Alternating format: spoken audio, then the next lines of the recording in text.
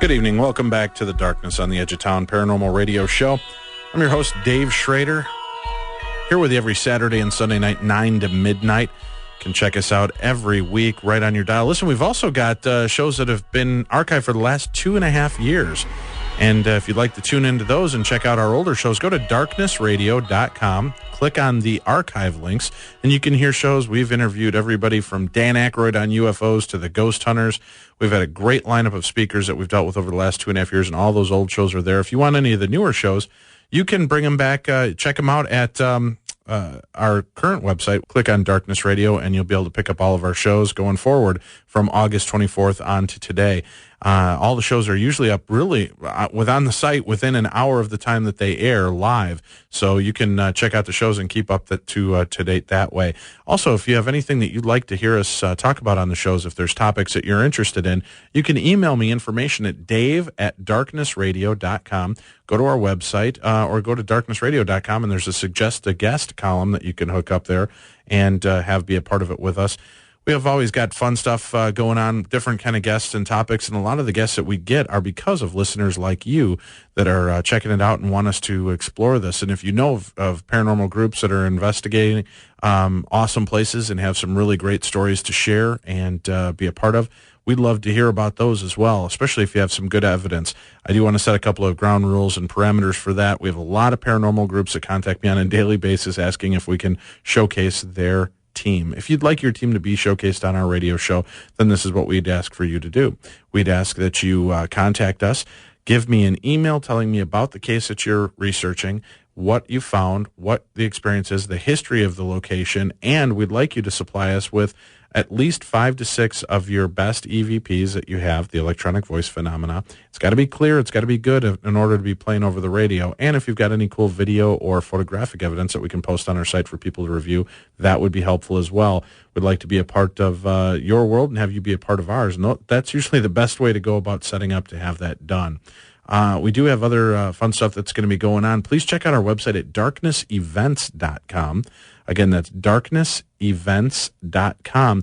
Aside from doing the radio show, Tim and I, we go out on the road. We take the show on the road, and we go all over to famous haunted locations across the United States. As a matter of fact, next weekend, Sunday, Monday, Tuesday, we're going to be at the Stanley Hotel with Jason and Grant from the Ghost Hunters, Chris Fleming, Patrick Burns from Dead Famous and Haunting Evidence, author Jeff Ballinger, Lauren Coleman, the cryptozoologist. We're going to also be out at the Queen Mary in December. We're going to be investigating there. We're going to be doing all types of new trips coming up for 2009. It's going to be a good time, so I hope that you will check that out and be a part of it. We're also doing something a little different. You know, a lot of the events that we've done have to do with the paranormal ghost hunting and doing that stuff. We're going to actually be doing a live UFO hunt, and you can join us. It's going to be a great time in August 2009. Tickets are up and for sale right now. You can check out our website at darknessevents.com. Click on the UFO Ranch, the Trout Lake, Washington event that we're going to do. I've been there 3 times now. Each time that we've been there, I've had progressively more and more activity occur.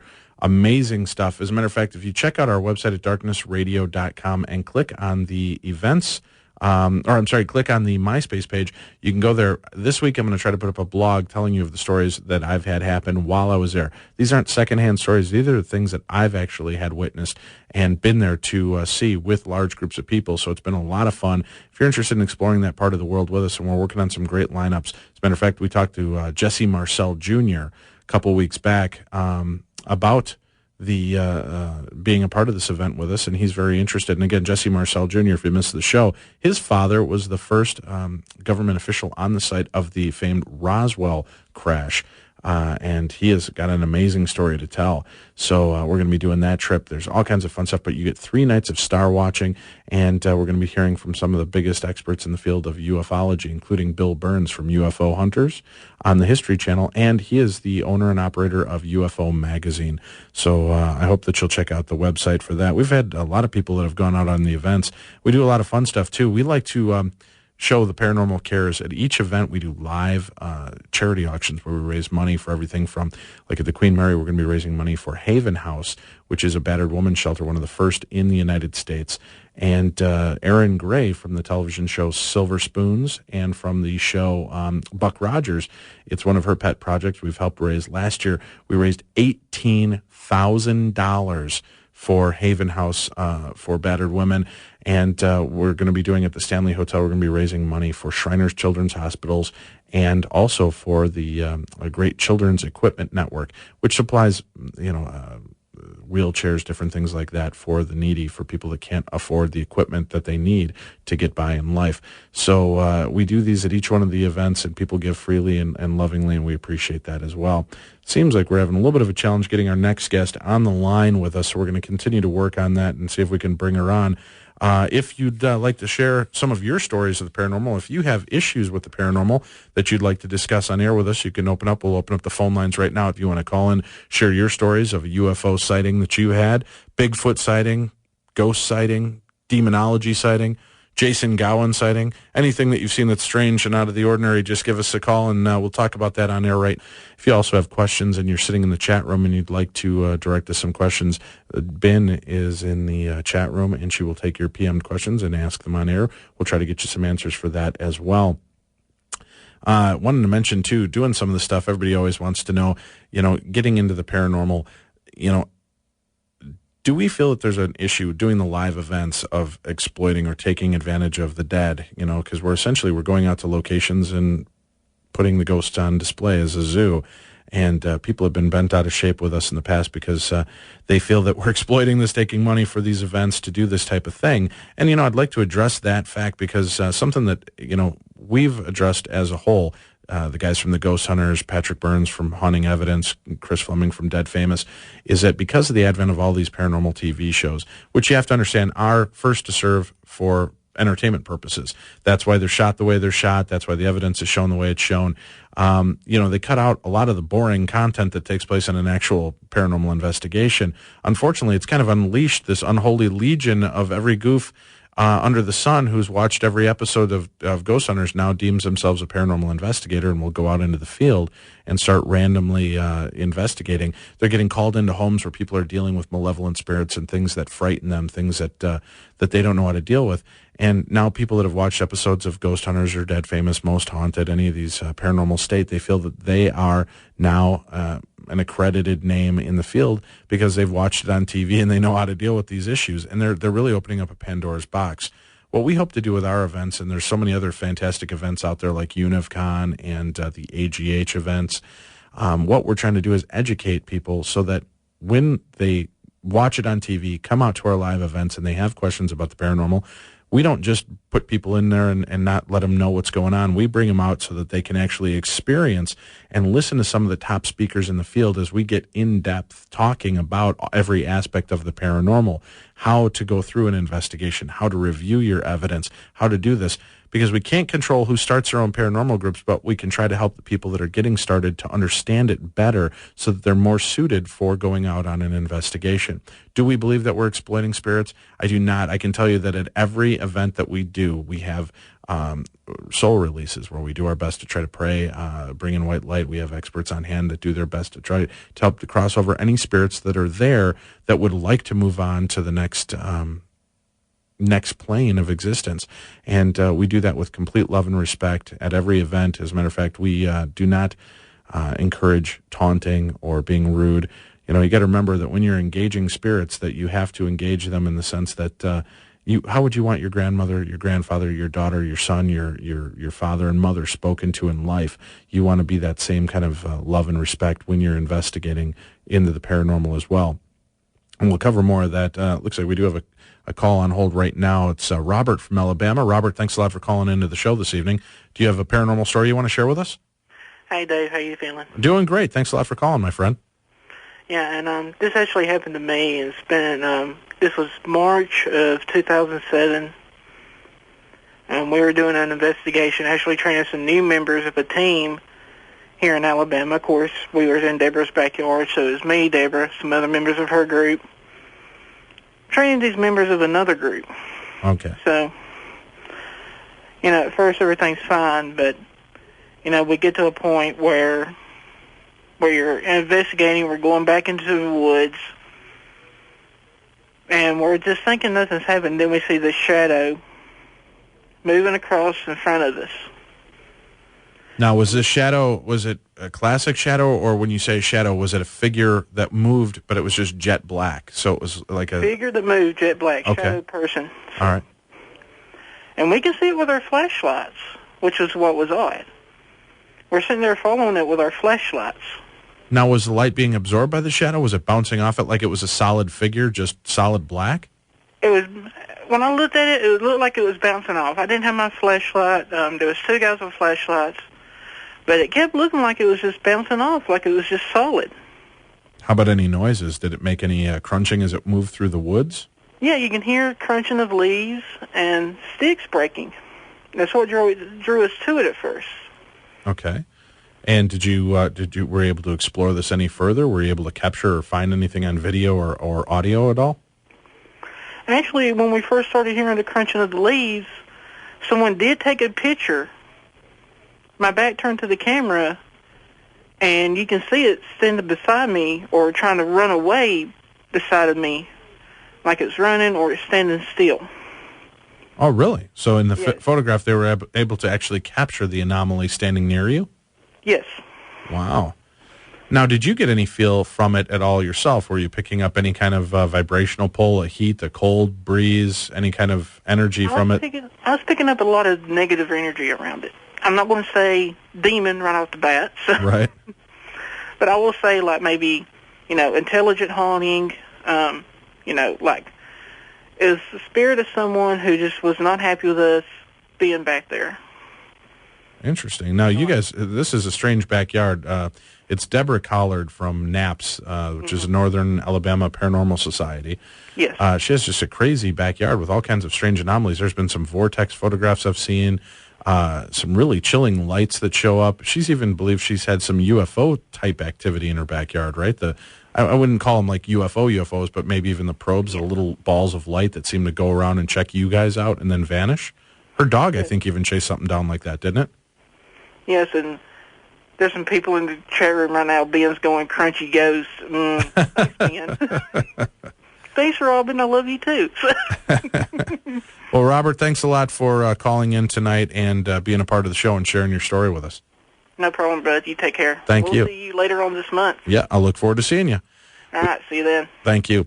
Also talking about the paranormal, doing the investigation, it is important when you're going out, start to educate yourself. There are some fantastic books out there, books by Jeff Bellinger, by authors like Troy Taylor, that I'd highly recommend you can pick up on how to ghost hunt, and it actually breaks it down very nicely for you, giving you a lot of information. I also offer a DVD that's called The Common Sense Approach to Ghost Hunting and Evidence Review. If you're interested in the DVD, it runs about an hour and a half long, and we cover everything from setup to EVPs, video, photographic evidence. If you're interested in getting a copy of the DVD, you can email me at dave@darknessradio.com. Tell me that you're interested in the DVD, and I'll show you how you can order that as well. We're going to be adding those to the site relatively soon so that they will be available on a regular basis for people to order and click. But we do go through with investigating, trying to cover every aspect of the setup, understanding why you're involved in the paranormal. And, I find that's probably one of the more important aspects to this. If you're joining into the paranormal to be an investigator for yourself, just to prove that the ghosts are out there, I don't recommend at all that you put yourself in the position of trying to go into people's homes and investigate places where people are in need of help. Find other locations. Go to places, famous haunted hotels, bed and breakfast, places where you can get them on your own and you're not interfering with somebody's livelihood or with their personal lives. Start investigating that way. You can start off in cemeteries as long as you're getting permission to be there. That's a great way to get started. We got a couple more calls filling in. If you're interested, you can give us a call and be a part of the show. We'll come back. We'll take calls from we had Scotty online. It looks like we lost him. If he calls back in, we'll take you back in a few seconds here, Scotty, and we'll continue to take calls and talk about ghost hunting and talk about the different aspects of the paranormal. If you've seen UFOs, ghosts, Bigfoot, anything out of the ordinary, give us a call. You're listening to the best in paranormal talk radio. Good evening. Welcome back to Darkness Radio. I'm your host, Dave Schrader. This evening, we're going to be discussing different aspects of the paranormal. If you've had a paranormal experience dealing with ghosts, UFOs, Bigfoot, any kind of supernatural occurrence, give us a call. And we'll talk about that on the air. As a matter of fact, we'll give away, I got a couple copies of Soul Visioning, the book by Susan Weishart that you can get tonight as well. Getting back into the paranormal, I mentioned some of the stuff too. I get a lot of the questions as I'm going through on a daily basis, getting emails both at dave@darknessradio.com and dealing with questions over at MySpace. People want to know what got me into the paranormal. I've mentioned on quite a few occasions, my first version of dealing with the paranormal was I was about 3 years old, shortly after the passing of my grandmother, staying at my grandfather's house. And my mom came to pick me up the next morning, asked me how things went, and I told her that my grandmother had come to visit. She said, well, that's nice. I remember Grandma passed away. She's in heaven now. She's no longer here. And I said, yeah, I know. And I actually began to describe my grandmother in detail to my mom, which was an interesting deal because my grandmother had been buried in a closed casket. The only two people that knew what she had been dressed in were my aunt and my grandfather. I named to a T what she'd been dressed in when she appeared in the room and talked to me. When my mom talked to my aunt about it, my aunt was then able to confirm that she had been receiving phone calls from my grandmother, phone calls from the dead, which is an interesting topic as well. She had actually had, I believe it was a total of 3 calls altogether that went on. Now, I have no recollection from that point. Of course, I was only 3 years old. I have no memory of that experience. But we're coming up on the 21st anniversary of the birth of my firstborn son, Cliff. And Cliff is right now in the Navy, and many of you know you've been supportive and have sent some great, fantastic emails out there supporting his work with the Navy and being out there for our country. But Cliff was born at home. We had a midwife. My mom was also present. She'd been working as a neonatal intensive care nurse for many years. So we were confident in the midwife's abilities. We had a lot of friends and family on hand with us as well to be there to encourage us through the birth. And my girlfriend at the time, Vicky, who was pregnant, we were giving birth there. We found out midway through this the baby was breech. So they decided they were going to use gravity to help deliver this baby. Now, what that meant is that Vicky had to stand up to give birth. Well, of course, when you're going through a contraction, ladies, you know, if you've been in there, you can't hold yourself up very well by standing. So I actually stood behind her with my arms flexed out like a goalpost. So she dropped her arms over mine. She would drop her weight, kick her legs up, and push to push the baby out. So we were using gravity to deliver the baby as quickly as possible. I had just had major knee surgery the month before. So I just told her, you just need to let me know when you're going to go into it so I can bear down. I would bear down and lock up so that we were doing well. Well, now on the floor in front of Vicky is my mother and the midwife, Karen, and then standing in the room were a few of our close friends and relatives that wanted to be there to bring this baby in love and light. And she'd come in and out of a couple of major contractions, and she had a massive contraction, and afterwards relaxed, and I just kind of slumped for a second, and then she dropped right into another contraction I was totally unprepared for. Now I'm holding a woman who's going through a childbearing moment and, is quite weighty, and I start to fall backwards.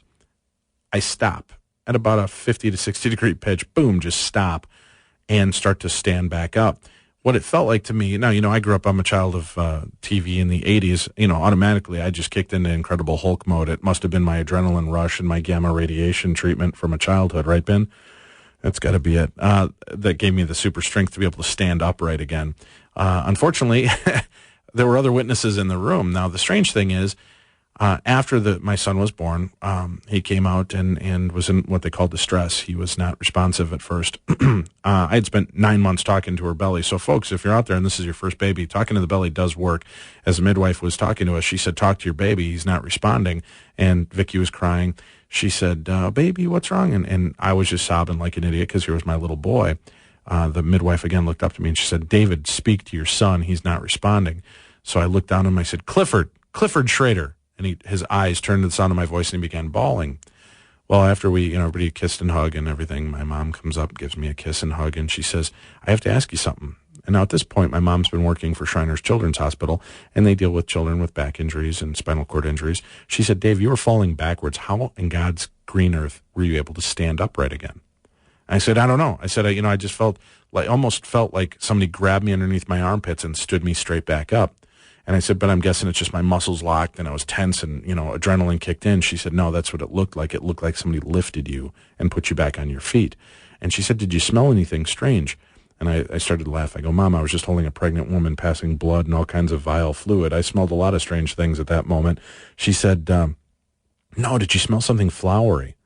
And I had, but again, we were in a bedroom giving birth. I just assumed there were a lot of people in there. Somebody had knocked over some perfume on the counter. She said it was very lilac-y or smelling like flowers. I said, yeah. She goes, that was your grandmother's perfume.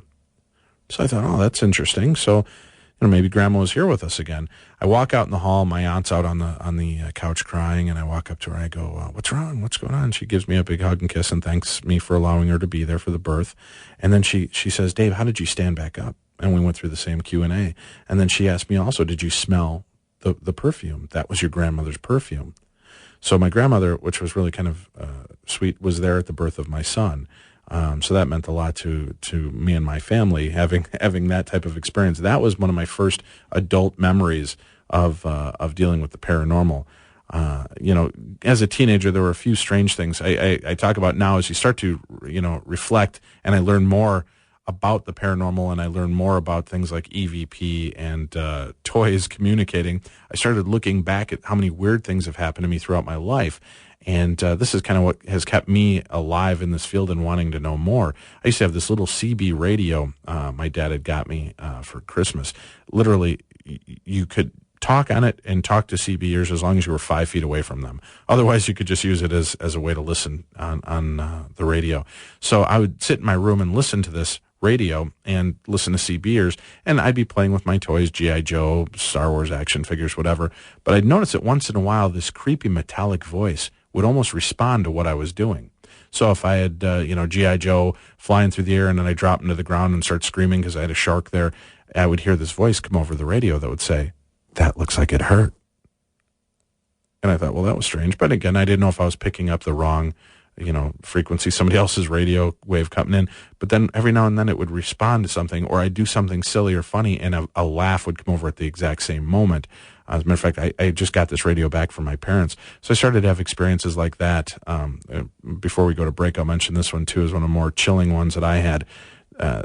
Growing up, I grew up in Medina, Illinois.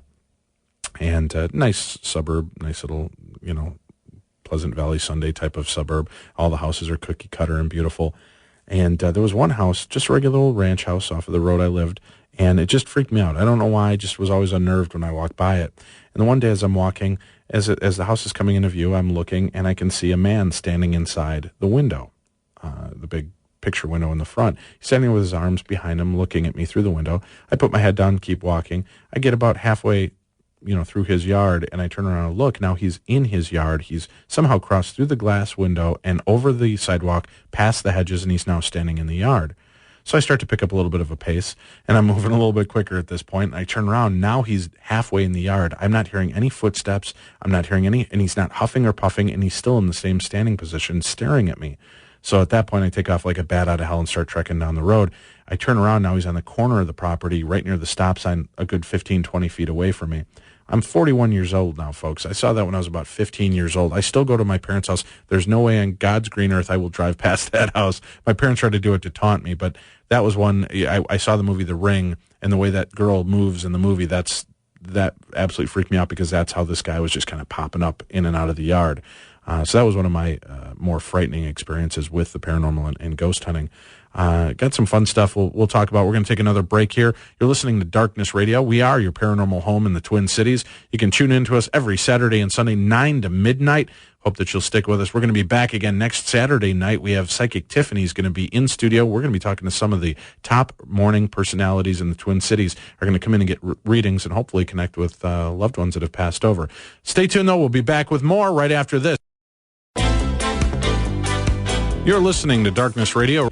Check out our website, darknessradio.com. If you have guest ideas that you'd like to hear covered on our upcoming episodes, you can email me there, and there's a suggestion block for you to do that. If you also want to contact, you have any news stories for our national news correspondent or our international news correspondent, check out the news desk, click on that link, and you can contact Adrian or Bree that way. Or if you have a book or movie review you'd like to have reviewed, you can also send, just check on the book or movie review section. You can contact Susan, the book critic, or you can talk to Nicole Remini, the movie critic there, and tell them movies that you would like them to check out, and we will cover those on upcoming episodes. We're going to go. We have online with us right now Luke from Minneapolis. Thank you for calling, Luke.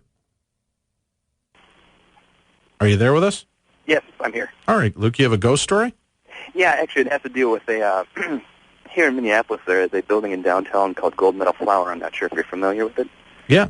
Okay. Well, I was there when I was younger, 17 or 18. I used to do graffiti, and I kind of grew out of that, fortunately. But I went there one night, I should say one afternoon, with two of my friends, and we climbed into the building. It's a very large warehouse, and we walked across the rooftop and into the main tower. And I stopped because I decided I was going to paint on one of the walls that was right there. And I didn't know it, but my friends had kept walking into the building. So I had stopped and turned right by the door and began to spray paint, and I thought my friend was still in the room with me. And as a matter of fact, I thought he was standing behind me, just kind of watching over my shoulder. Mm-hmm. So as I'm spray painting, I started a conversation, and I'm talking with him, thinking it was my friend the whole time. And as I'm spray painting, I can see him behind me with his arms crossed and his head kind of tilted at kind of like a 45-degree angle, kind of like he's watching over my shoulder. And I'm spray painting and having this conversation with him, which goes on for about a minute or two. And I finally kind of posed a question to him, and he didn't respond. So I asked him again, and he still didn't respond. So I was kind of thrown off. So I turned around, trying to figure out why he wasn't talking to me. And I realized I was alone in the room, and this was a huge room. It's rectangular. It's probably 25 to 30 feet deep and maybe 50 to 75 feet long. And there's nobody else in this room with me. And it took me a second to process that. I thought my friend was hiding. And I'm looking, and I'm trying to figure out where he hid.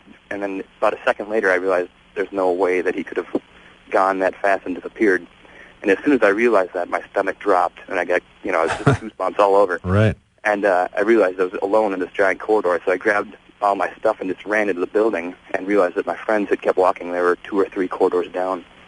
Wow, no kidding. Yeah. But did you actually see, or you just sensed that there was something behind you at that point?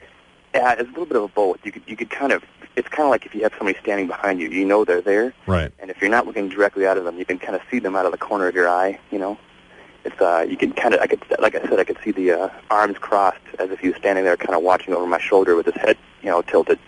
And you could sense them, they were right behind you, and if I'd taken just a half a step back, I would have probably, bumped into them. Now, had you ever had any kind of paranormal experiences in your life before? Nothing that I could say was definitive. That was the first time, and it certainly gave me, it certainly, like I said, my stomach dropped. And Pause to reflect on your hooligan attitude, huh?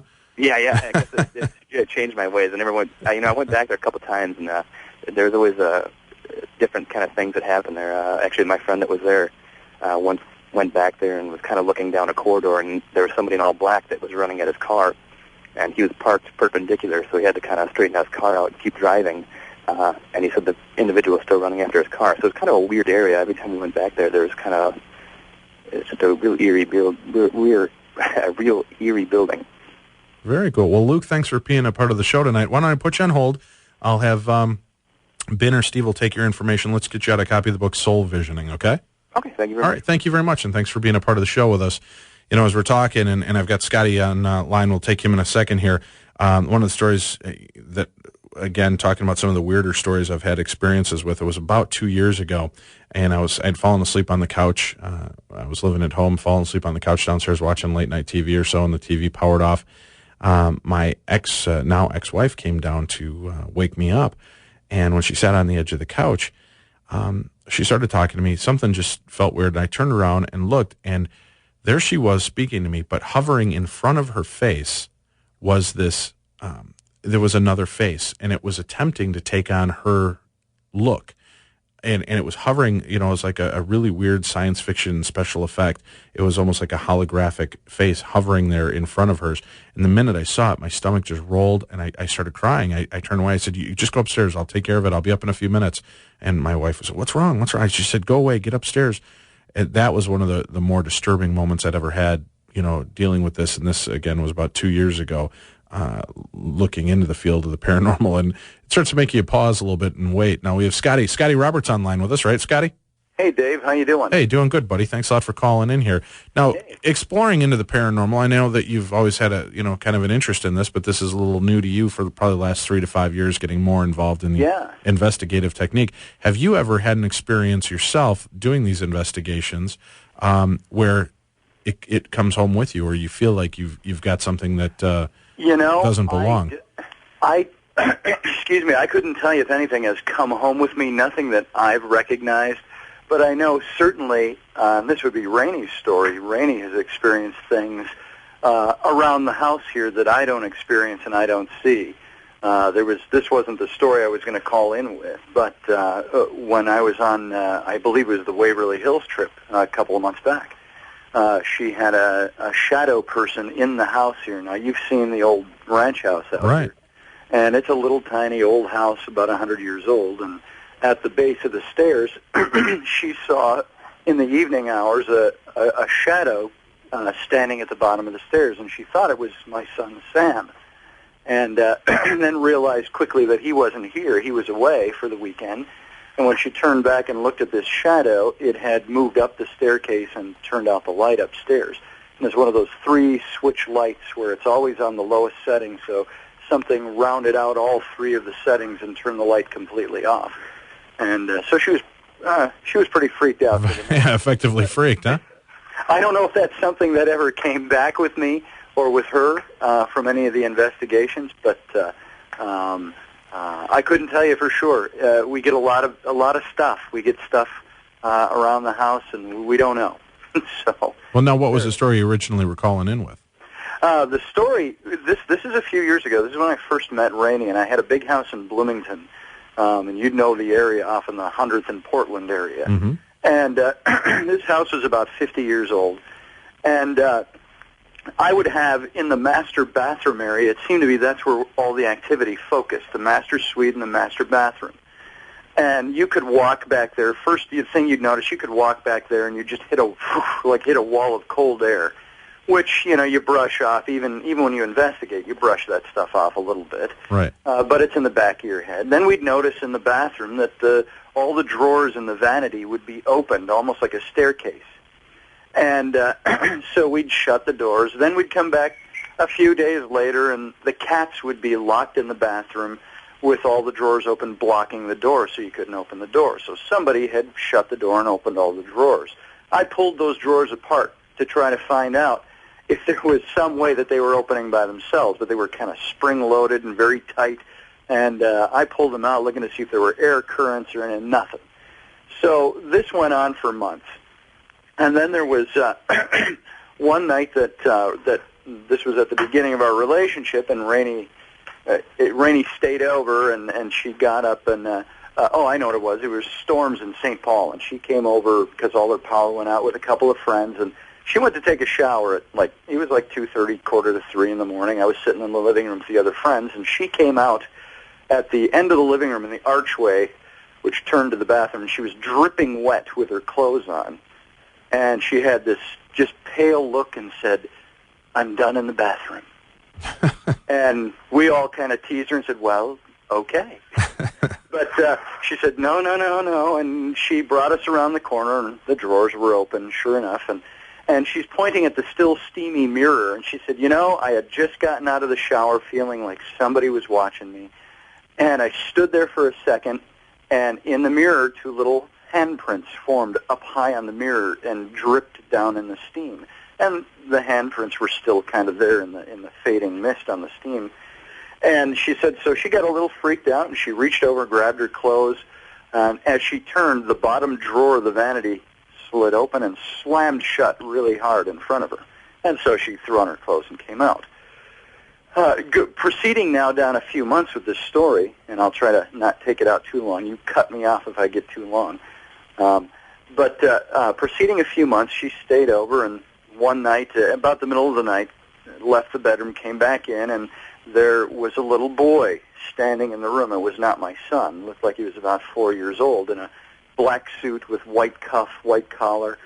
And she crawled back in bed and looked back over. He was still there. And, of course, I asked her, "Are you sure you weren't sleeping?" And no, she wasn't. And she didn't wake me. So we had some friends come over that had that ability to, sensitive ability, used a pendulum reading in the room.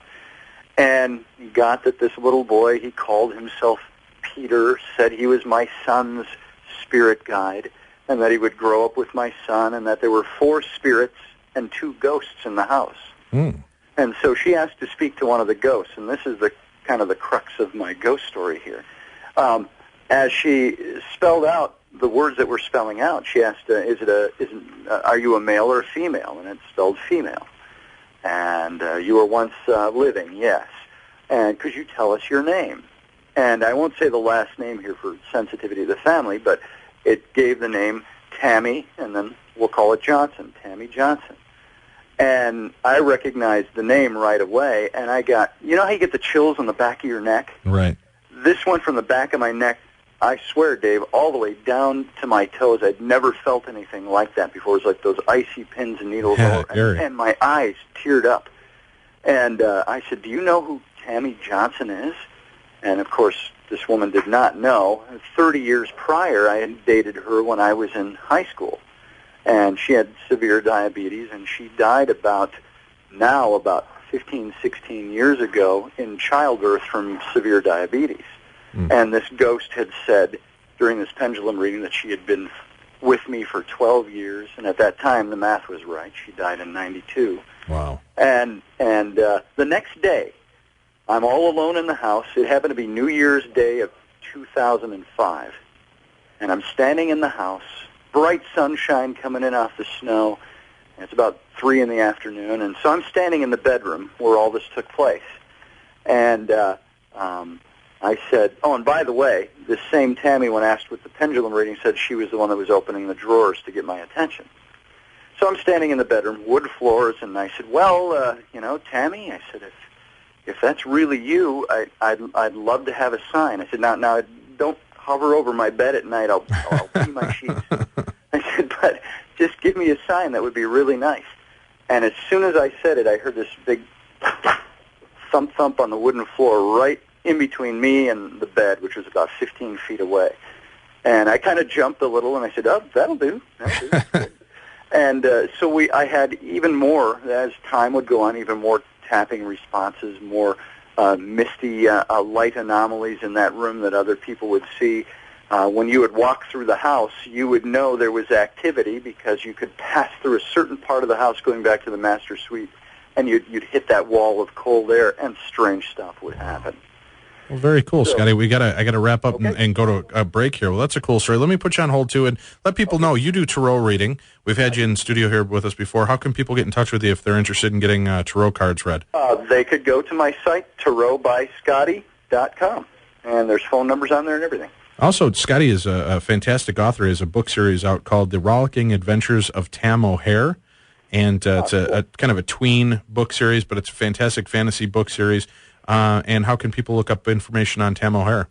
They can go to tamohare.com. Just go TAMOHARE.com, or they can go to my MySpace, myspace.com/Tam O'Hare. Great. Thanks a lot, Scotty. Thanks, Dave. You guys stay tuned. We're going to be back. We'll wrap up in a few minutes. You're listening to Darkness Radio. Good evening. Welcome back to the Darkness on the Edge of Town Paranormal Radio Show. We have about 4 minutes left in this evening's show. I want to thank you all for tuning in and spending your weekends with us. We're here every Saturday and Sunday night, 9 to midnight. You can be a part of our show each week by tuning in and joining us in our live chat room. Go to darknessradio.com. Join us in the live chat. Join on the talk spot, and you can go in there. There's some great bulletin boards you can be a part of. Talk about the paranormal, share your thoughts, ideas, and wisdom of the paranormal field with other listeners just like you. I want to make a couple of quick mentions. Coming up in November, this is a really great deal. For those of you that may not be familiar with this, Dave Tango from the television show Ghost Hunters suffers from Tourette syndrome, and he is really doing a great job at mastering the illness that he's afflicted with. And they are raising money. I think this is the second or third annual Tourette syndrome dinner. Dave and his father Bruce Tango are putting together a fundraising dinner in New Jersey. Tickets are only $75 each, and they include dinner. The doors open at noon, and the show starts at 1 p.m. at Temple Emmanuel in Westfield, New Jersey. You can go out there and meet Dave Tango, Grant Wilson, Jason Hawes, Steve Gonzalez, and Chris Williams from the TV show Ghost Hunters on the Sci-Fi Channel. They're also going to have guests in Johnny Maestro on the Brooklyn Bridge and Steve Magilio's tribute to Frank Sinatra. Tickets, again, are only $75. You can call Bruce at 908-256-4980 or Michael Kenny at 908-232-6770, extension 129. Again, that's Michael Kenny at 908-232-6770, extension 129. and get tickets for the dinner. It's going to mean a lot, and the money goes to a great fund. Plus, you get to meet the ghost hunters, which is fantastic. Also wanted to make a mention for you, and this is also for all of our podcast listeners, especially here in Minnesota. If you're interested, the Edge Life Expo, the Holistic Expo, is coming up next weekend here in November at the Minneapolis Convention Center. If you want to get free tickets, call Patty. You can call her at 952-406-8216. Again, that's 952-406-8216. Tell them that you heard about it on Darkness Radio. You'll get a free pass to come out to the Edge Life Expo. Again, I've been out there every year for about the last 4 or 5 years. I'm going to miss it this year, but go on out there, check it out. Some of the best speakers in the world are going to be there on the cusp and the edge of information. If you want more on it, take a look at their website too, edgelife.net. Again, edgelife.net. I want to thank our guests that we had on this evening, Gary Beckman from edgelife.net, also Norman Shealy, Dr. Norman Shealy, talking to us about reincarnation, medical intuition. You can get more information by going to normshealy.com. That's SHEALY. We do have a link for that up on our website at ktlkfm.com. Go to the Darkness Radio page. You'll see that there. We're going to have Norm back at the end of the month. We're going to talk a little conspiracy theory, talk about the Committee of 300, the evil empire. So I hope that you'll check that out and spend an evening with us. And remember, if you want to come on out, meet Tim and I, we're going to be at the 3rd annual Crypticon that's going to take place at the Radisson in Roseville, Minnesota on November 14th, 15th, and 16th. A lot of great horror movie celebrities are going to be out there. We're going to have a table meet and greet, say hi to you, and you get to meet some cool people. We're working on a very special guest that will be joining us at our table, so I hope that you'll check that out. For more information, go to CrypticonMinneapolis.com. Again, that's CrypticonMinneapolis.com. Thank you all for the well wishes for Tim. He should be back in studio with us next weekend for the show. We miss you, Tim. Hope all's going well. Our thoughts and prayers are with you and your family. Stay tuned. There's a lot more fantastic programming coming your way on your home for Paranormal Talk Radio every Saturday and Sunday night, 9 to midnight. You can catch us here